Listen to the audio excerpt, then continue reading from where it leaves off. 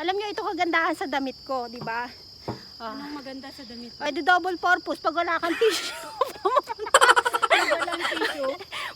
Pamunas na lang, di ba? Na rin, Ay diba? na. Good idea, makabili nga rin next time.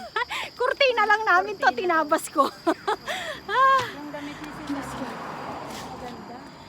Ayan, ganyan kasi, labas pusod. Makikita niyo rito yung thunderstorm.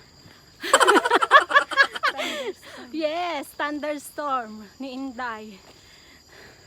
Ha? Sign yan? Ano ka ba? Kaya nga, bakit kinukuha na ng signage? Ayan, guys. Malayo-layo na naman yung aming mararating. Mapupuntahan. Nasa bundok kami. Ano naman ang pinagpupulong ni Sis Alma? Ayan, nasa bundok. O, diba?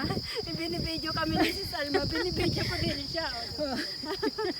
Ay, naapo. Uy, may pag-McDonald ka pa dyan, ha? Sino? At ayan na nga po mga ka-reels, mga mamshi, mga idol, nandito na po kami sa Telok Blanga Hill. Ayan, paakyat na po kami dyan. Ang layo po ng aming nilakad, napagod na si Inday. Ayan na nga po, nahuli na nga po ako. Ayan na yung mga kasama ko sa unahan. Ayan po, maraming salamat. Abangan nyo po ang part 2. God bless po sa inyo lahat. Bye-bye.